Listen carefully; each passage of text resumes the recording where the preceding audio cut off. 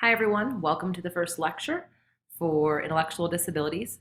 In this first lecture, the first half of this lecture, we're going to talk about the definition of intellectual disability and start to really talk about the population that we're referencing, that this whole course is built around. So we'll get started here. Oh, as of note, so again, all of these lecture slides are available under Module 1, under Lecture 1 as a PDF. So if you don't have them available while you're watching this right now, I recommend going to get them so you can take notes on anything that you find important from this lecture. So we'll get into this. So what is an intellectual disability? It's really important for folks to understand that an intellectual disability is a type of developmental disability. A lot of times those terms are used interchangeably and they're not the same thing. So it's best to think about developmental disability as an overarching umbrella term. Intellectual disability is one of those things. We'll talk more about what a developmental disability means in a little bit, but the term developmental disability is a broader term and an intellectual disability is a type of developmental disability. So when we're looking at our operational definition of intellectual disability, it's a type of developmental disability. There needs to be significant limitations in intellectual and adaptive behavior. We'll talk more in subsequent lectures about what intellectual functioning is and what adaptive behavior is, but there needs to be significant limitations in both of these things. Additionally, it needs to originate before age 18. This cutoff varies a little bit depending on who or what text you're referencing or what agency is defining it for you. But in general, and in this course, we're going to use the AAIDD's definition. That's who publishes your text. They're really the authority on the issue. And this age 18 is meant to get at that because it's a type of developmental disability, it has to manifest during the developmental period, which typically is between 18 to 22. You'll see 22 used sometimes, but for the purposes of this course, if I were to ask you what that definition is, making sure that you understand that it originates before age 18. Additionally, there are 5 assumptions that are applied to this definition. Deficits in functioning in both intellectually and adaptive behavior need to be considered within the individual's environment, so the context that they are, and also when compared to their same age peers, and also their culture. Making sure that assessment is valid when you're assessing for these things, and it takes diversity into account. So making sure when you're looking at intellectual functioning, if an individual, for example, is an English language learner, and they may not score as high on some verbal measures of intellectual functioning, that could be because they haven't had access to a certain language or a certain culture. So making sure that the assessment takes an individual's culture into consideration. And then this one's really, really important right here. And this will come up as a common thread, as a common theme throughout the duration of the course, that within an individual, limitations often coexist within strengths. And what this means is having an intellectual disability and looking at the definition here, we're looking at deficits here, significant limitations, but understanding that these aren't necessarily global deficits. When we talk more about how we assess for these things, this will become a little bit clearer, but knowing that this population has a lot of strengths and recognizing those. Best to understand, additionally, really important that limitations are understood within the context of needed supports. So if there's a limitation in a certain area or domain of functioning, that we want to look at what support would be necessary to help them access something that they're not able to due to that limitation. And that it's really important, instead of saying a person can't do this, this, and this, rather saying due to a limitation in this, they need this support in order to access this part of their life. And then really understanding, this is really important with our new definition, that with appropriate personalized support. So for the individual based on their area of need, things will get better. Though they should generally improve. And if they're not, you should really go back to the drawing board and look at things.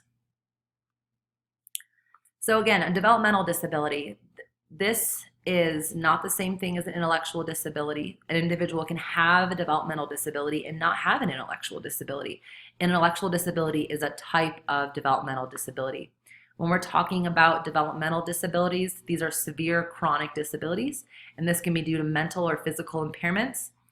manifested before the person attains 18 to 22. Remember that depending on who you're chatting with, the cutoff of 22 might be used, but we really want to make sure that we're paying attention to the 18 here, is likely to continue indefinitely. So that means that the person will have that diagnosis for the duration of their lives. Now, that doesn't mean that things can't get better, and they might not. They should get better, remember, with needed supports, but it is something that is chronic and pervasive. Having a developmental disability will result in substantial functional limitations in 3 or more major life activities. We'll talk about some of those things in a little bit. And that understanding that individuals with a developmental disability need lifelong individualized supports and services.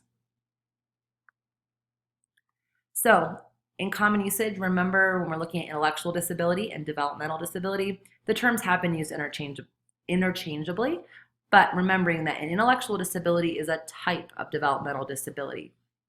Other categories of developmental disability include cerebral palsy, epilepsy, autism spectrum disorders, and ADHD.